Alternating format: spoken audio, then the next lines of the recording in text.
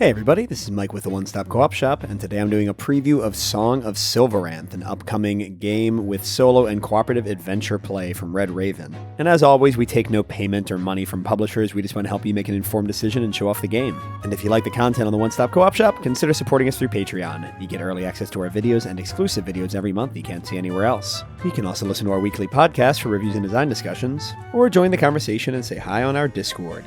So I only got this prototype on Monday, definitely pretty late because the campaign closes in just a few days. So I actually rushed this video just so I can show the game in action a bit.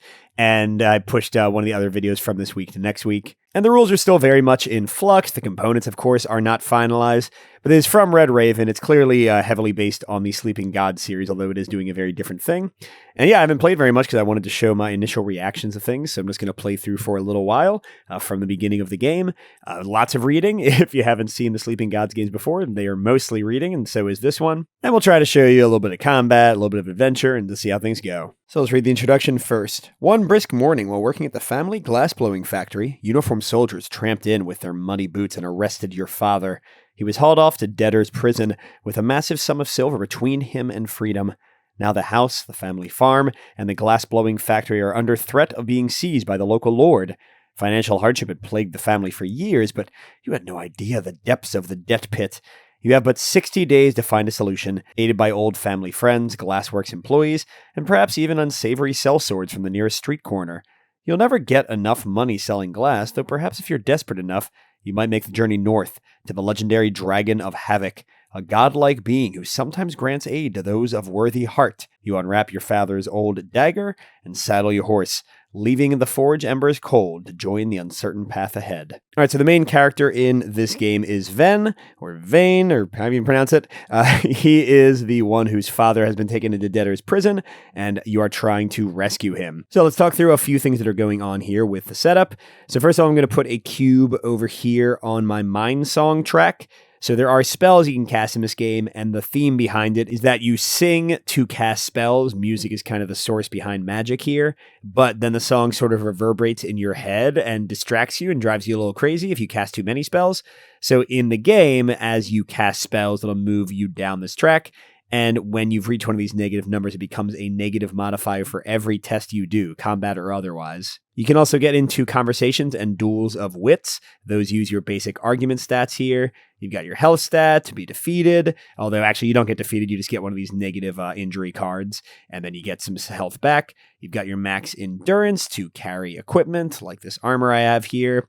You've got special abilities for Ven. He's got these two like little dragon bird dudes that he can sick on people in combat. You've got some bonuses to specific types of tests, in Ven's case, crafting, endurance, and scholarship. And then you've got this deck of adventure cards. Each character has 4 unique ones with their face on it. But then at the beginning of the game, you randomly divide up some other ones, and you draw a hand of 5. And anytime you use one of these cards for its effect or for its bonus, you discard it, and then you immediately draw the next card in your adventure deck. So you always have 5 cards to choose from. But when your adventure deck runs out, and as you get rid of cards, you don't reshuffle the discard automatically. Instead, that only happens when you take a rest action. Each turn, you can either venture out, move around, and have like a little adventure, or you can rest. And resting resets a ton of stuff, like gets rid of all the songs you've cast, lets you get all your adventure cards back. But the big thing is the game uses this event deck as your main timer in the game.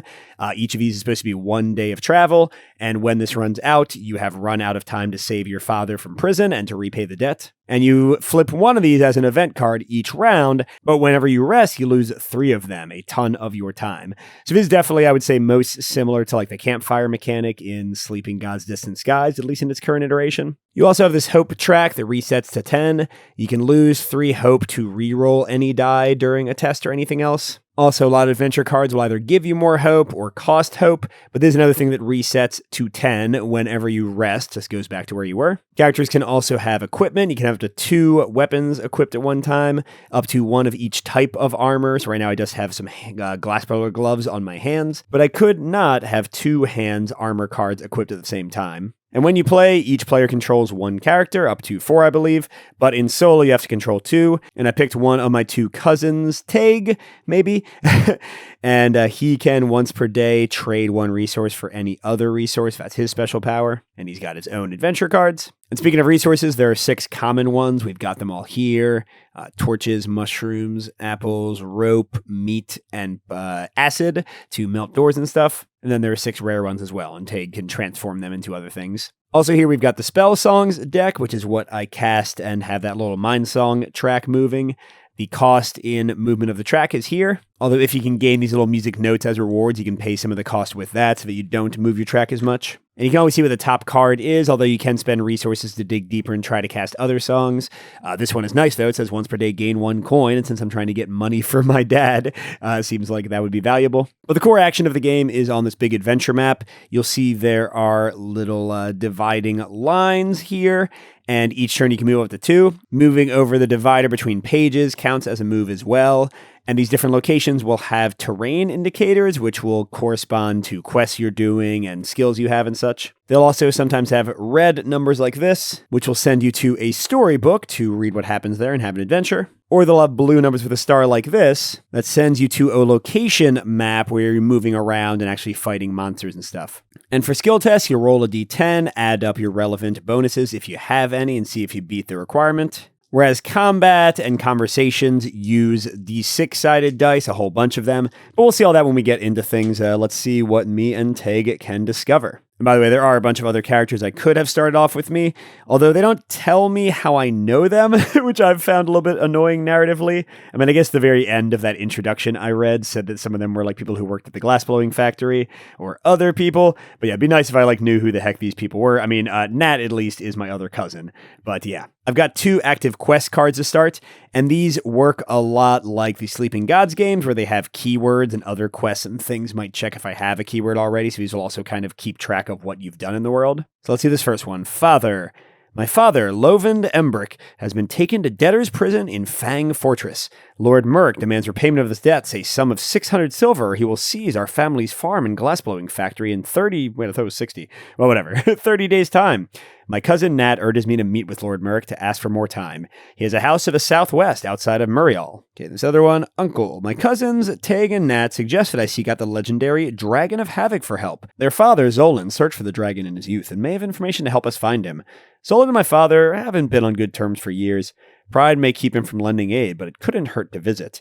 Zolan's home is to the northwest of Siolvar in Burlorgian. Love these names. So one is to the northwest, one is to the southwest. And actually, if you look at the end of this map, usually they'll have which page you turn to, but north, east, and south don't actually go anywhere right now. So I guess I'm on some kind of, well, where am I? Why can't I go to the east? Maybe they just haven't finished that part yet because it seems like, I'm not on a peninsula, but yeah, so I have to go west as far as I can tell. This horse miniature marks where I am, although once we go into combat, each character will move independently. So let's get to what happens on a day. So I can either venture out or rest. Again, everything resets. I get to heal some injuries automatically. I spend a bunch of time.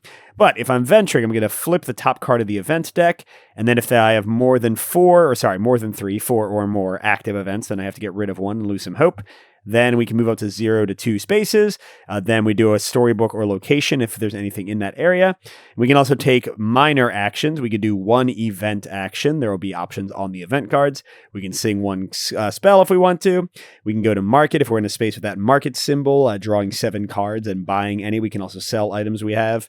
Or we can attack, each of these once per day. And Ven's going to be the first active character making these choices, although I'm just controlling both of them, of course. So let's flip our event. And it says there is a potion seller. So this is an event action. Remember, we can do 1 of these per day. And this shows the type of location, the type of terrain we have to be in to be able to do this. So if we are in a village with that symbol, we can spend 1 coin and 1 food to get a healing potion and an acid bottle. Oh, and a music note. That's pretty great. And this is going to sit over here and we'll add on more cards. But again, if we get to 4 cards, then the oldest one, in this case, the potion seller, will be the first to go and we'll lose some hope. But we got a village with that icon over here in Siolvar, so we can go there. We can also stay in our family's estate. There's 1 and 3 to investigate over there. Looks like we can also rest. This symbol with the bed also shows this is a haven, which is super important because as you discover these havens, you mark them off on your campaign sheet. teleport. And these become basically quick travel. Whenever you rest, you get to teleport to any haven you want, no matter how far away it is. So if you have a quest that's like way back, you can just rest, spend the 3 days. Oh, wait, what am I talking about? I guess I just didn't put the numbers in correctly yet. Because look, I can definitely go to 8 to the right, 27 to the south, 17 to the north. Although for now, both of my like sort of touch points are to the west, so I think I'll do that. Oh, and there's the 2 towns, Muriel and Berlorgian. Great. All right, so I've done the event. Now I can move up to 2, which again would be like 1, 2, 1, 2, just crossing over the page itself or the lines. And if you want to go to another page, you just go 1, you cross over to the new page, and then you immediately come in at any of the spots adjacent to where you came in from, and you keep on moving. But I think for this first turn, I'll just move 0, and I don't know, let's check out, I guess that's maybe like 1's the glass blowing place and 1's our home. So let's try 1. And if I have keyword crow, I do not.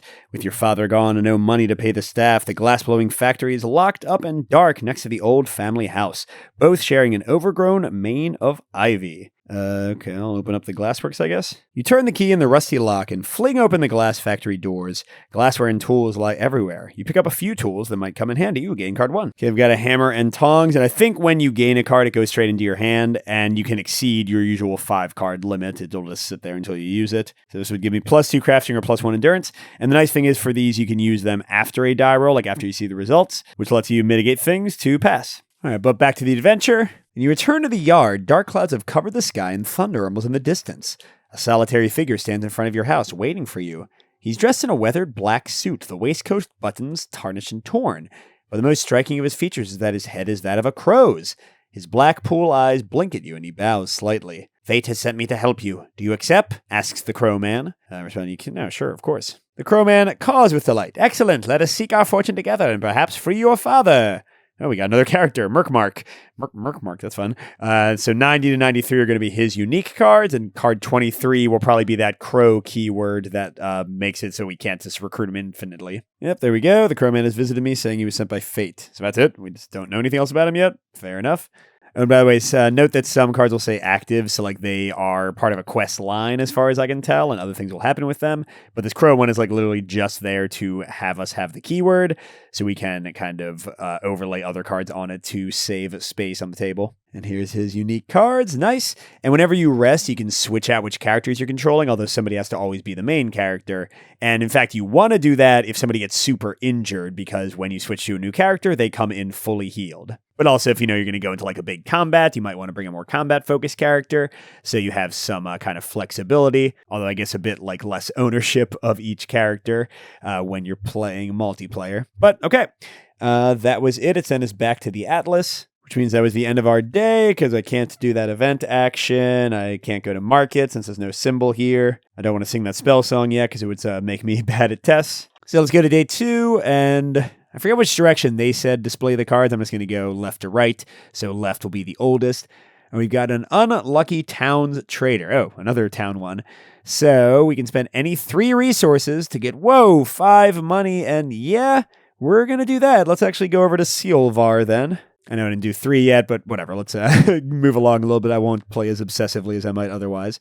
So I can move up to 2 spaces. So I'll go just 1 to the town of Silveranth. And I can do the storybook thing, but first I want to do the event action. All right, so I need 3 resources. So don't forget that Teg can change 1 resource to another. He's also got a fishing pole. Oh, I just realized that we were in a forest where we started. So let's actually say that he already used his fishing pole to get us another meat. Oh, and whoops, then had Forest Gathering to get us a food or a mushroom. Let's get a food, because that's what the potion seller wants. But we'll say that was before we left the forest. Now we're moving in here. And let's give the Unlucky Towns trader something.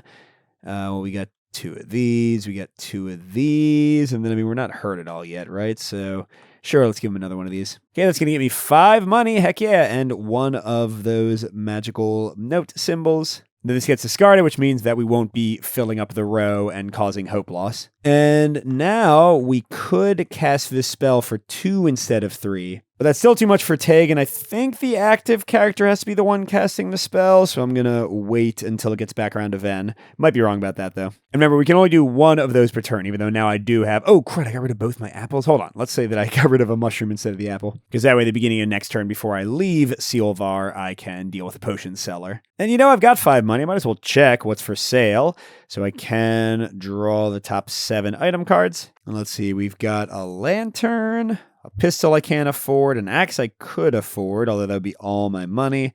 A padded vest that can block 3 once, that would certainly be nice. And then, some other weapons that are way too expensive. For when I get into battle, the padded vest actually sounds pretty good, so let's buy that for 3 coins. And then I guess I do a discard pile of these, I'm not quite sure.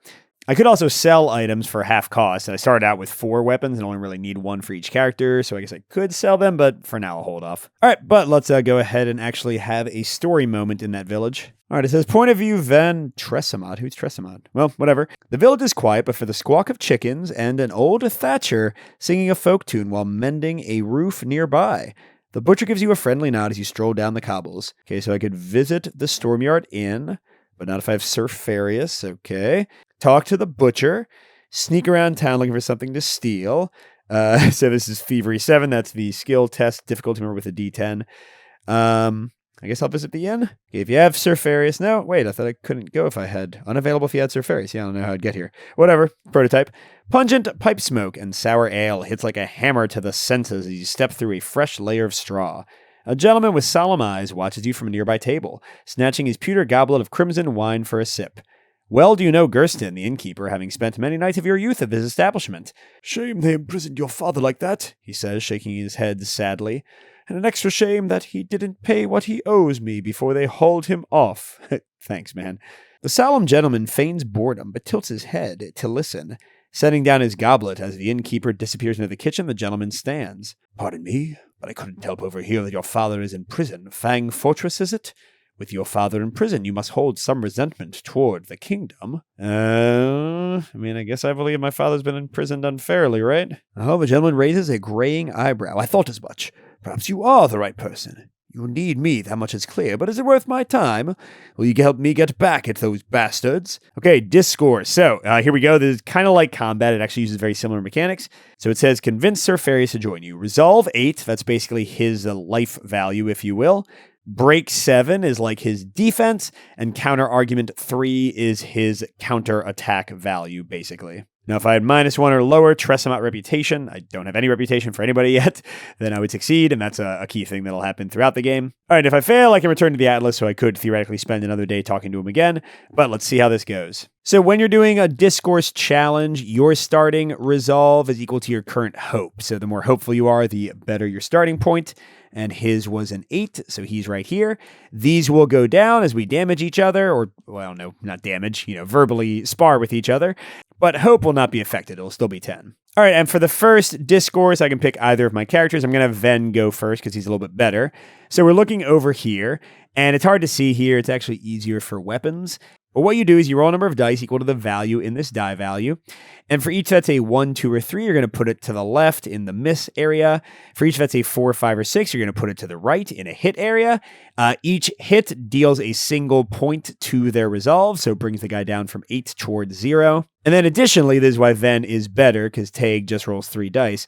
Ven gets an additional +1 resolve damage to win the argument more quickly. But if you remember, the guy had a break value of 7. What that means is you total up the pip value of your misses. So a 3 is worst, a 1 is not as bad. So like here, if I had 3 misses like this, that would add up to 6. And this guy's break value is 7. So if our misses total up to 7 or higher, then we fully miss. We overcommitted. We tried to do too much, and we don't get our hits at all, not even the +1 damage. So it's a push your luck kind of system.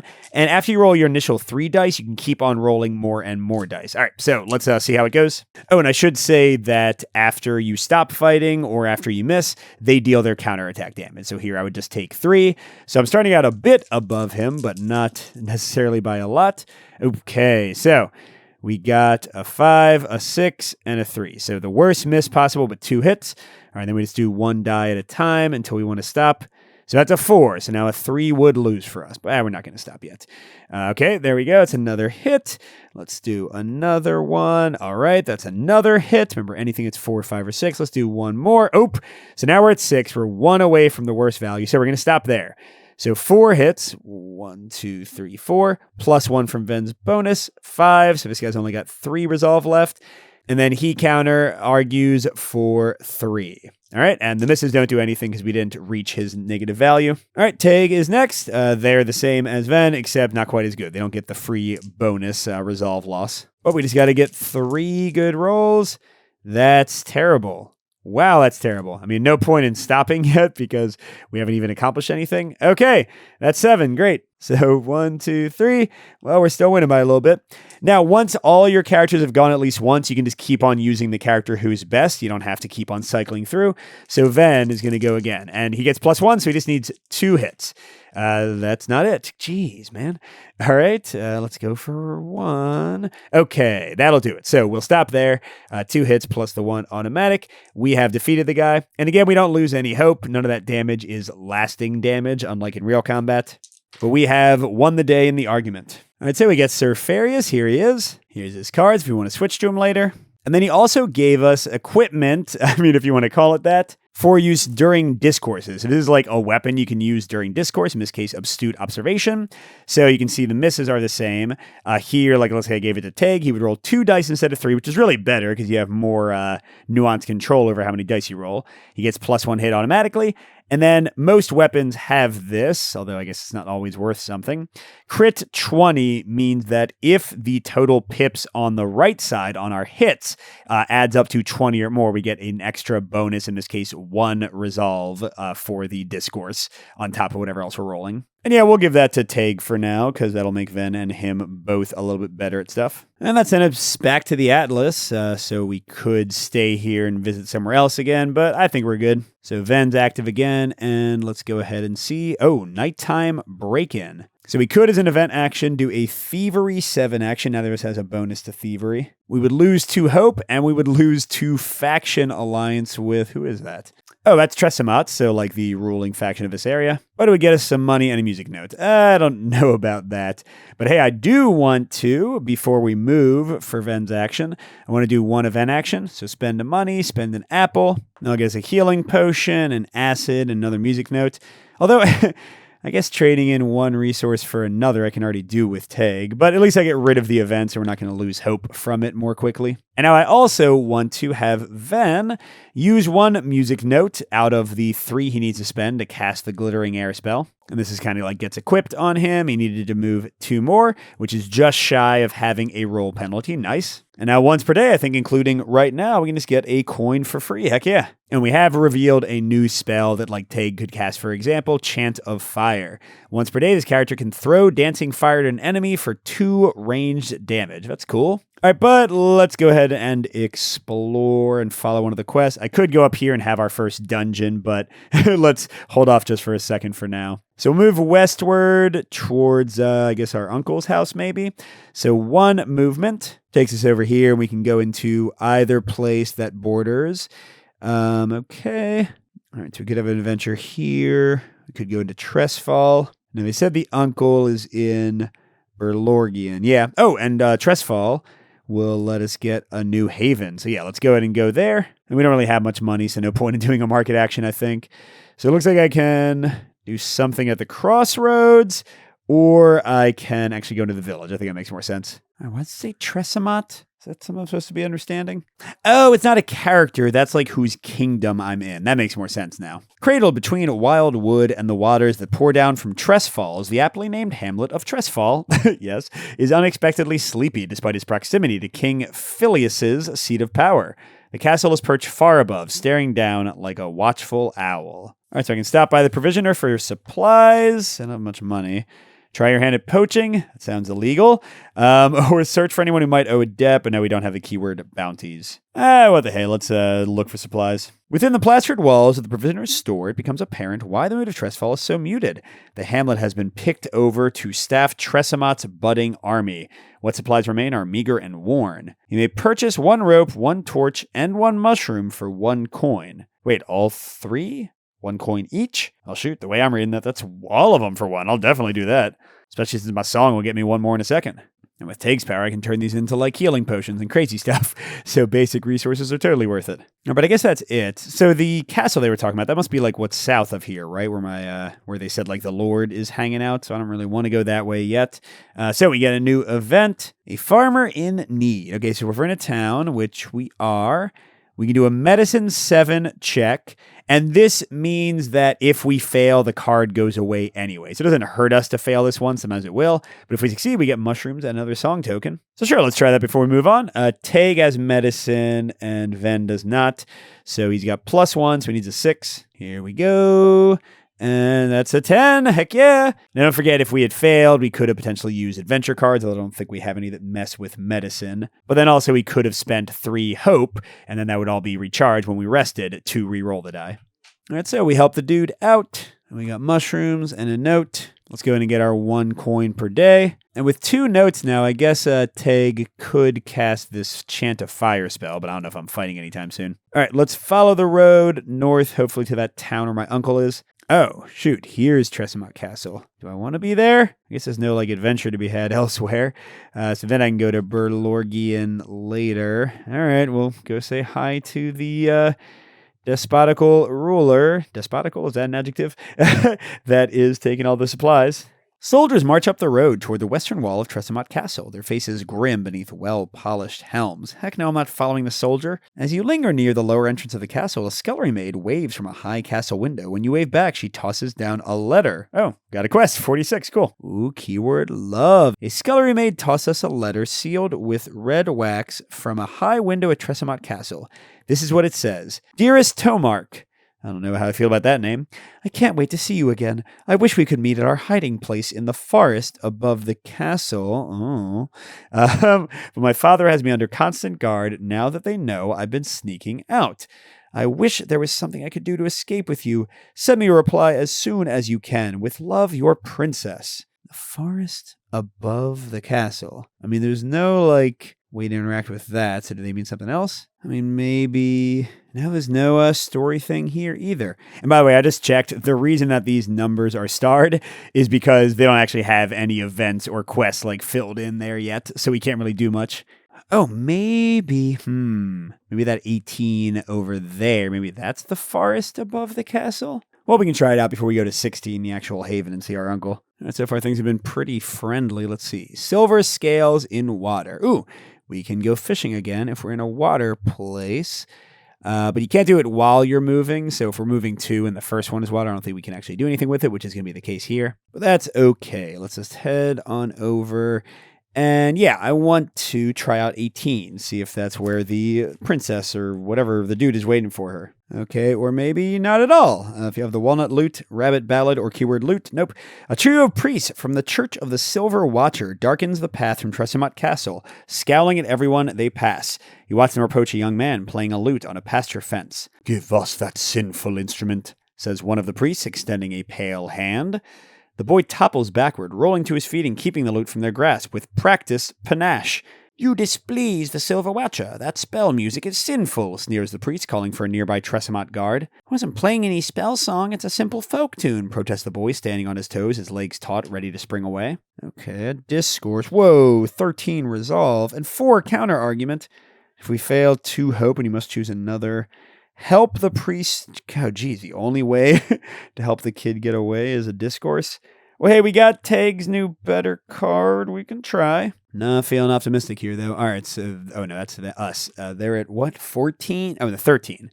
But their break is only 6. Wow. That's really easy to fail with. All right, so Tag's going to go first with their new toy. Okay, 1's not that bad. All right, let's go for more. Okay, that's 8 out of 20. Don't forget the crit now that we could earn. We're still safe. Even a 3 here would not do us in. Okay, now we're not as safe. Yeah, even a 2 would be too much. Well, let's go for 1 more, I guess. Hey, okay.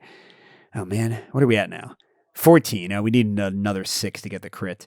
So we do 4 damage now, and they do 4 damage. That's not really good enough. Should I go for 1 more? Okay, I got a 1.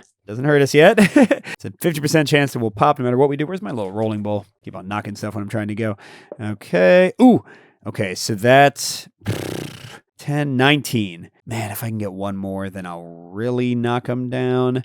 Okay, and I'm going to use the hope if I fail here and reroll. Okay, so I'm using 3 hope to reroll any die. Hey, there we go. Okay, so we're going to stop there. So we're doing 5 damage, plus 1, 6, plus crit 7.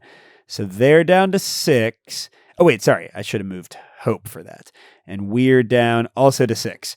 It's not as good as I thought. But here's the thing. If Ven can get some damage on his roll, then we can wait until we get back to Teg. What the frick? Okay. All right, I'm just going to do the 2 damage for Ven with his 1 bonus, and they'll do 4, so I'm down to 2. But then if we can just get Teg to do well again, we're in a good place. Okay, it's not terrible. We can't fail yet. Oh, yeah. Is that enough already? No, they're at 4. We need 1 more hit. We need 1 more. Gosh. All right, like I said, we need 1 more hit. 1 more hit. Yeah, okay. So that's 3 plus 4. Boom. But we did lose some hope. Although I have a few cards I can get stuff back if we need to. Like Ven's got this Salvation the Horse card that will let us move 2. I think that includes when you're moving on the map, so you could move 4 in 1 turn or get 2 hope back. Because if we have any more discourses starting at 7, will certainly not help us out. You quote from some lesser-known scriptures the value of plain music, and the priests reluctantly leave. When the priests are out of earshot, the boy teaches you a spell song. So he wasn't doing spell songs. Gain 2 coins and card 61. Oh, speaking of spell song, I don't think I got my bonus yet, so let's go all the way up to 5. And I think these get shuffled in. Rabbit Ballad. So this character will move 1 extra space on locations. They also move 1 extra space on the atlas when they're the active player. That's pretty awesome for only 2 as well. And this spell card deck, oh, it's staying on top when I just shuffled. This spell card deck stays across like days. So even if I like packed up in this one campaign, one go through the entire event deck, then I would still have it. But yeah, let's go ahead. Well, I guess Teg's not active yet. He's about to be. And I think we've seen enough. Well, I guess we do want to see like what's going on with the uncle. All right, so let's go to the next day. So new event, Skeletal Remains. If we're in, I don't think I've seen that. Oh, there's like a cave up above that has that. But we can get, just for going there, a music note and acid. That's cool. But let's have Teg before we do anything. Do 1 and then take 1 on his actual track. Still no penalty to activate the Rabbit Ballad. That seems cool. And then, if we don't move and we stay in the town to talk to our uncle, we can't do either of these. We could do this one, but we don't have any bonus to thievery. And if we fail, we lose 2 hope. And this card will drop off when we get the next event anyway. So I'd rather just let it happen. I don't want to break in. So let's just go adventuring at 16. All right, somber priests, bored soldiers, and worried villagers crowd the Berlorgian town square. We can visit our uncle. If we have the keyword, we do, or visit the inn. Let's go to our uncle. All right, if Nat's in the party, no. If Teg's in the party, yes. If both, well, that's not possible in solo or 2-player. All right, so we're going to 18.4. Teg climbs up the steps of his childhood home, flinging open the door and almost falling inside. You follow slowly, unsure what to expect. Father, I brought Ven here to speak with you, says Teg. You haven't seen your Uncle Zolan for a few years, and when he looks up from his book, an exaggerated eye roll does more than enough to tell you how eager he is to see you. That's all you have to say to me, not even a greeting. Here I am, alone for weeks and weeks with no visit from you. Nay, not even a letter to tell me of your training. I write weekly, says Teg uncomfortably. Hardly. And what you do write is so curt it reads like a shipping log. And now you're helping my foolish brother and his foolish son, says Zolan grumpily. He turns to face you. Your father brought this on himself, you know, he says, settling into a well-worn armchair surrounded by piles of dishes and mountains of books. A few dim shafts of sunlight are all that lights the room, the sun barely passing through dingy glass windows. I told him to stop borrowing when the glass trade was getting worse. I told him to let go of staff. I told him to stay out of that other business. What other business? And now you've come to borrow money from me to get him out of prison, is that it? Well, I don't have it. I can barely keep food on my own table. You tell him you haven't come for money, but that you seek the Dragon of Havoc. Zolan laughs heartily. The Dragon of Havoc? To solve your problems, eh? There are many who've sought the dragon. More worthy and desperate were their causes than yours, and most of them died in the journey. You tell Zolan that you aren't afraid. If that be the case, then I'll tell you what I know. Yes, I sought the dragon, but I found something else. Someone else. Here he stares at the dust dancing in the dim sunlight. If you seek the dragon, first speak to Ivana, a young oracle. She lives in a tower west of Larka village. Larka Village. Oh, geez. Well, yep, we definitely can't do that part of the quest. Before sending you on your way, Zolan gives you an old book bound in worn leather, telling you to read it. You'll need this. Teg retrieves a wooden box from the kitchen before he bids his father farewell. Well, we got a lot of stuff. Okay, so we get a fruit and a mushroom. We gain cards 17 and 60, and then we archive card 22, so we wouldn't have the uncle quest anymore. All right, so we got the Oracle quest. Oh, we got another. Whoa. +2. 3 damage on crit. Oh, that'll help a lot. I guess I'll give that to Ven. All right, cool. Well, to wrap things up, let's go find a dungeon, because again, you've seen a lot of what the prototype can show, since we're limited in where we can go. All right, but first, we do have, that's going to kick that off, which lowers our hope by 1. Now we've got a fairy hovel. So, we do a senses 7 check. If we fail, we lose 1 hope and take 4 damage. But the nice thing is with this one, you still get the reward regardless. There's just the penalty for failing. There's a lot of fail forward things like that in the game. Actually, you know what? If we're just about to stop, before we go, let's go shopping again. We've got 7 money and we can sell stuff for more. Or 6 money. Did I say that right? So a crossbow. It seems good. Ooh, stealth +4. That's pretty cool. In fact, you'll see in the location, stealth can be pretty amazing. But no, let's go for, the crossbow. So that's going to cost 5, so I'll have 1 left. And I'll give that to Ven. He'll equip the spear and crossbow. You can have any number of extra items. They just kind of sit next to the board, and you can unequip and re-equip them and change things around as many times as you want, as long as you're not actually in a battle. All right, and Ven is going to use the boots to get 4 movement because I want to find our way to a dungeon. I don't see any on this page, so let's go 1, 2. Oh, here we go. All right, we'll go into 10, see what happens. All right, so here we go. We go into the location, and now we're actually both in play. We got a little description. Polished lanterns hang from the ceiling, their candle glow casting warm light on a small boat and collection of tools near the north wall of the cave. A cooking fire smell fills the air, and you can hear it popping. If you have keywords lizard or serve, no. Do not place enemies. If you defeat all lizard wolves, read Storybook 12.1. And we're going to put out lizard wolves. So they are key. There's only one type of enemy here, the lizard wolves. They've got that little arrow upwards. And we're putting them in all the places that have one. But over here, notice there's 3 dots and 4 dots. That would only be with 3 or 4 characters in the game, so we don't place them there. Well, these boys are bigger than I thought. What the heck? Now, by the way, I will note that this is the part of the game that seems like it's going to change potentially the most, because in one of the more updated videos they've done, they actually had a hex-based system for this one instead of the area movement-based system they have here. So take everything you're seeing here with a grain of salt. I mean, take that for the entire game. It is a prototype after all. But what's going to happen is we're going to switch back and forth as characters. We can take infinite turns in here. Time will not pass until we're finished up here. But at the start of each character's turn, they can do a stealth check. And if they get a 6+, then enemies will ignore them and they can just kind of move around, but they cannot attack. They can only interact with stuff. That's why that bandit mask that I could have bought that would give +4 stealth is pretty crazy. But then whether you do that or not, you can move up to 2 spaces, and then you can either do an attack or an action. Unless you have a ranged weapon, you need to do an attack in the same space as them. Actions include a few things. So you'll see here, it has a little lock symbol and then it says card 8. If we go into here, we can do a lock pick check. And there's a little bit, what's this closest to? Maybe too many bones. You roll 4 dice. And if you go above 20, okay, so think it's kind of like blackjack, except 20 instead of 21. If you go above 20, you're done. But here, I got a 15. You can keep as many dice results as you want. So let's say I kept these. That's 11, 14. And then you can roll again. Each time you have to keep at least 1 die. So that would be 15. And then whenever you choose to stop, or if you have to stop because you've already kept all the dice, then you can spend health equal to the difference to get up to 20. So here it would have been 5 damage, and that will unlock the treasure chest.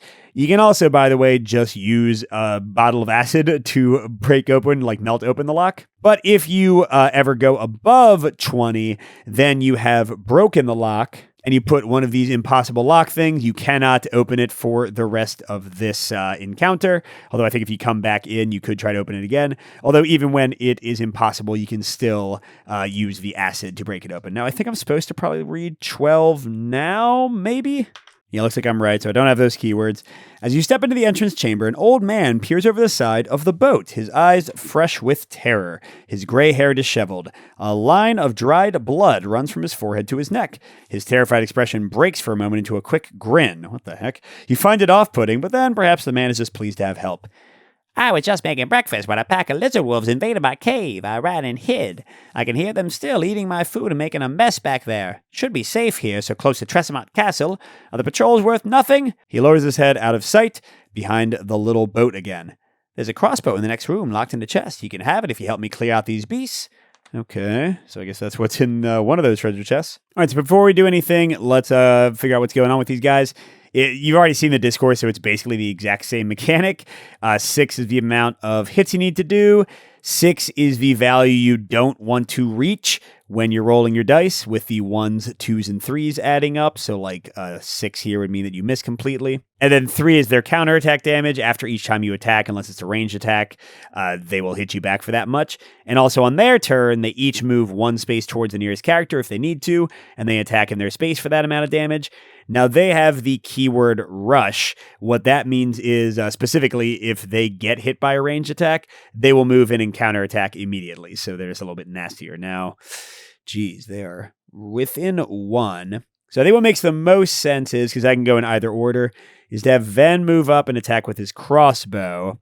That will pull the guy in if he doesn't kill him, and give Teg the chance to safely kill the guy while the other ones move in. So let's try for that. So his crossbow is ranged, because he can use it in an adjacent space, and it has the reload keyword, which means that if we hit, we tap it, and we need to use an action to reload it to actually use it again. All right, so we'll move down here and shoot at that guy, and we are doing 2 dice to start. 1 bonus damage if we don't miss. And if we get to 20, we do 3 bonus damage, which should certainly be an instant kill. Although I'm not expecting that to happen. That's a pretty good start, though. So we're definitely safe at the moment. Here we go. That's a great roll. Oh, sorry, I pushed the 1 out of the way. So that's 11 towards a crit. Should I stop there? I mean, a 3 would do it for us, but nothing else. Nice. So yeah, I mean, it's a 1 out of 6 chance. I'll keep going for, let's go. That's a kill, right? 6, 12, yep, 22. So that would be 4 plus 1, 5 plus 3, 7. Boom, dead. Well, that was a beautiful thing. Unfortunately, this is tapped now. All right, and then Teg can go. Now, he could use the Rabbit Ballad, he always has it, so he can move 3 instead of 2, so he could, run up and hit that guy with his club. And his club's got the knockback ability, which means if he hits them, he also moves them 1 space before they counterattack, which in this case would mean they wouldn't get to counterattack at all. But he's got the vulnerable 2 keyword, which means they add 2 damage to their counterattack if he misses. That's why it's on the left side. That's why knockback is on the right side. That corresponds to whether you get a hit or a miss. Although actually, I mean, there's no hurry here. So, let's have him go and check out this treasure chest. So we'll do the lockpick for real this time. All right, so he needs to start out. That is an 11. Let's take the 5. That's decently safe. Okay. Okay, 9. We're trying to get a 20 without going over. What would that be? That's 8, 13, 16. So I'll keep that. So that gets us to 13. If we can get a 4, 5, or 6, that would be lovely. Oh, look at that. So that's 19. So Teg has to take a single point of damage, but he's got 10, so 1 isn't going to hurt him much. But then we get to card number 8. And this was indeed the crossbow. Now, I think I can immediately equip it and unequip his kitchen knife, I guess. Oh, is this better? Still 2-1. Oh, but a crit is 4 instead of 3. That's pretty good. All right, now the monsters come a-callin', and we're going to let him. So we'll have Ven go back here and reload his crossbow for his action. We'll have Teg come over here and be ready to help out. Okay, then blow, blow, blow. Don't forget we could be doing stealth and stuff, but we don't really need to, do we? All right, let's have Teg's crossbow slightly better, so let's have him shoot at one of the guys. See if he can do as well as his cousin, which I sort of doubt, but anything's possible. Okay, that's a pretty good start. Really want that crit for insane damage, and we're doing a good job getting there. Oh my gosh, okay. I mean, gosh, we only need, 3 more? Oh, that's it. Okay, you're dead. But, of course, his crossbow is unloaded, non-loaded, whatever the term is. Oh, I'm stupid. I forgot Ven's little bird dudes. So here, I can put it on an enemy, and they will deal 1 less damage for the rest of the adventure. Oh, and it does say another character, not himself, so I guess I'll put it on Teg. And that not only gives Teg +1 damage on his successful attacks, but I've also got this card that would let Riv the Sparrow Dragon block 4 for the assigned character if he gets attacked. We're doing the crossbow, so hopefully none of that will be necessary. Okay, not as good of a start, but it's something. I feel like my luck's got a turn here. Oh, maybe not. Keep on going. All right, that's great. And oh my gosh, I'm not even going to stop and talk about, oh my gosh, okay, that's it. Dead, and I guess my Sparrow Dragon comes back. I don't think they can go again. So clearly range weapons, totally OP, at least when you roll as well as I am. All right, so we can both run over here and reload our crossbows. It feels a little cheap. This guy comes here, and then we'll shoot again. We'll have Tag go first because he's got +1, and I can block with the dragon dude. That's a terrible start. Well, you want to at least get something, right? Okay. And gosh, all right. Well, that means that the guy immediately rushes in because he has the rush keyword and he attacks for 3. Now, I don't think I have to reload. I'm not sure about that. So he attacks for 3. I could block with my padded vest. You put a cube on it. It blocks for that amount of damage, but the cubes don't come off until you rest. So it's 1 use per rest cycle. Although if you have other armor, you can swap it out, but the cubes stay on the card. All right, well, Ven will just stay with his cousin and start attacking with his crossbow. Okay, it's a little better. And okay, maybe not so good. Gosh darn it. I don't want to use hope. Okay, so Ven gets counterattacked for 3. Oh, and Riv doesn't help at all. So Ven will weaken his... Wait a second, I didn't actually block, did I? Yeah, so the padded vest will block for the 1 attack. Ven will block with his gloves and take 2 damage. And then this guy attacks one of us. I think we get to choose, so I'll have him attack Tag, but I'll use the power to block all the damage. Which, dang it, I wish I had the other guy. Look, I could have had him breathe fire on the dude and get 3 damage automatically, but no such luck. All right, so I think that the reload doesn't count unless I hit, which I didn't, so let's try this again. Kill this dude. That's a terrible start. Okay, I'm going to roll just one more die. 6. I have a 1/3 chance of missing, but he's still going to counterattack either way. So sure, let's go for 1 more. All right.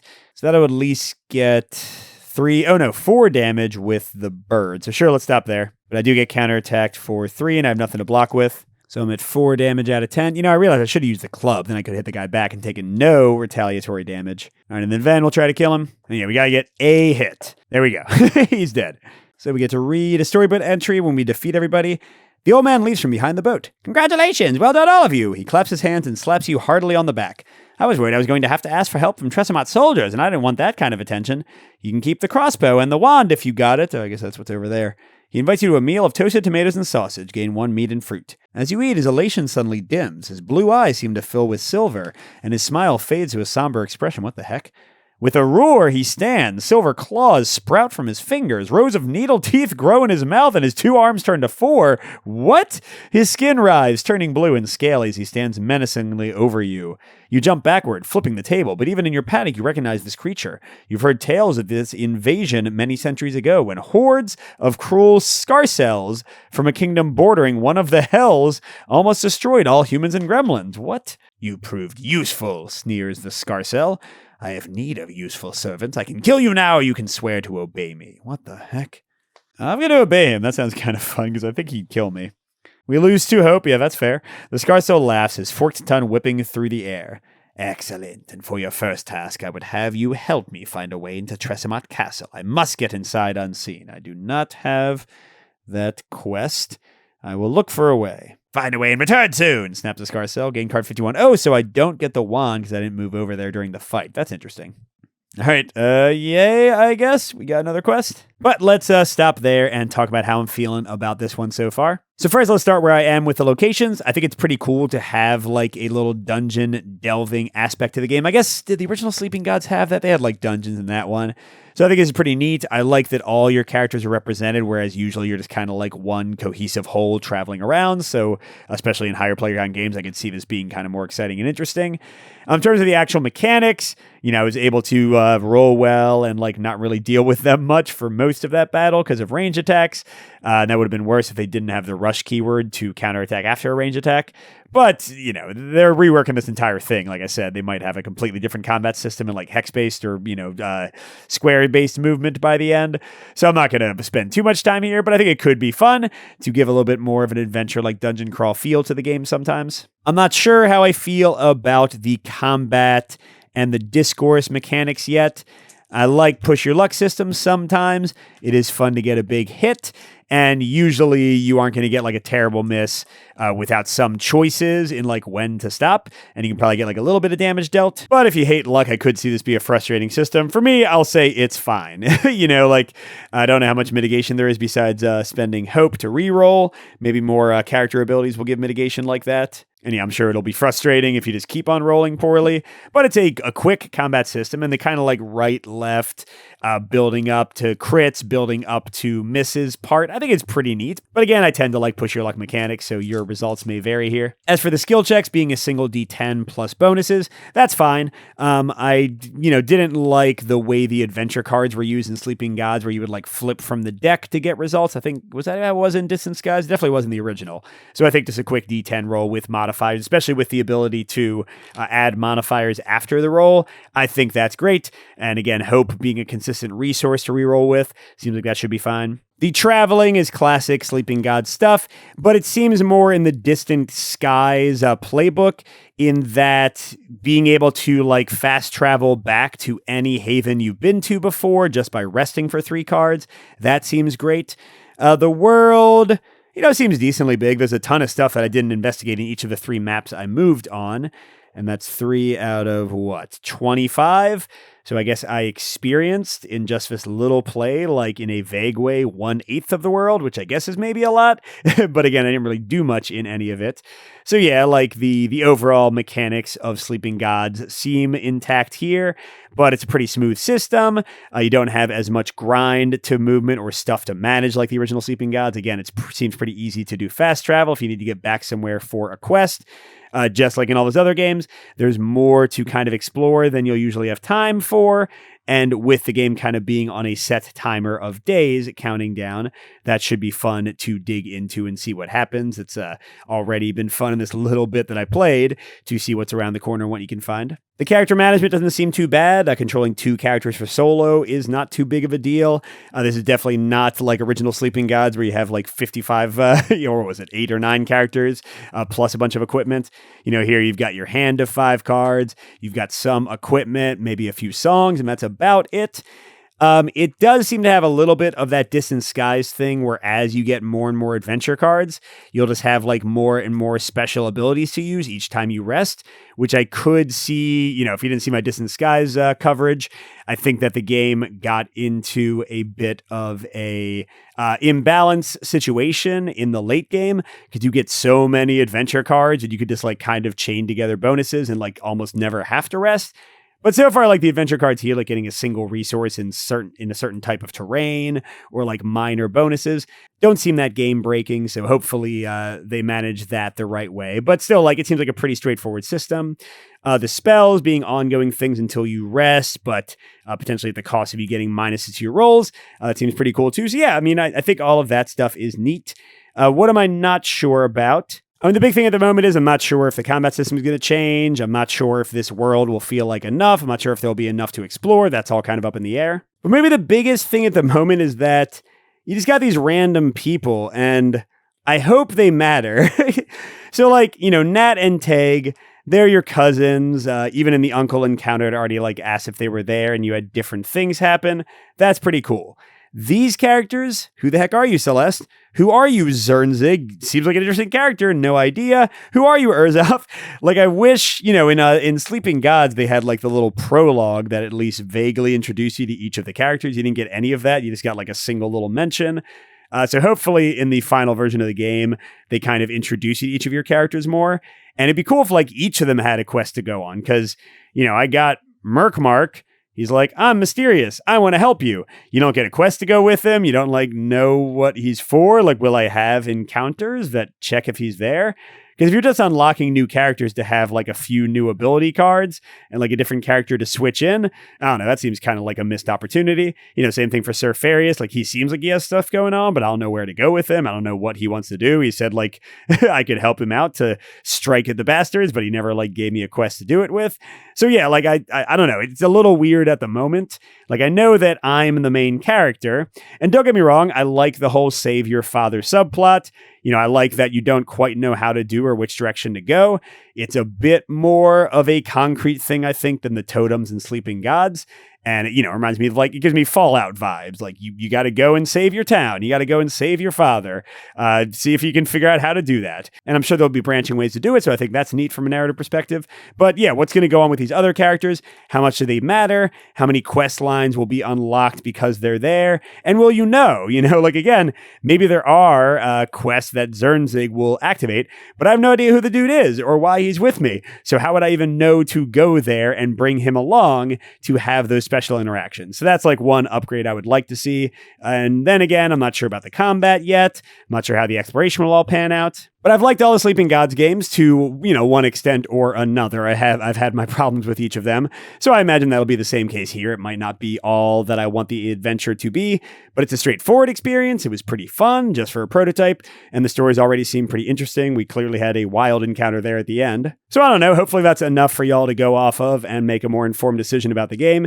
It's still very much in a prototype, so it's hard to say exactly what the final version will look like. But yeah, it's pretty fun so far. So that's Song of Silveranth. That should be still on crowdfunding for just a couple more days. Again, sorry this is coming so late, but I just got the game 2 days ago. So thanks for watching, everybody. And a special thank you to our biggest Patreon supporters, J. William F., Steve Wren, Pedro Lucas, Miles, KCW, Andrew R., and Chris C. We'll see you at the next stop.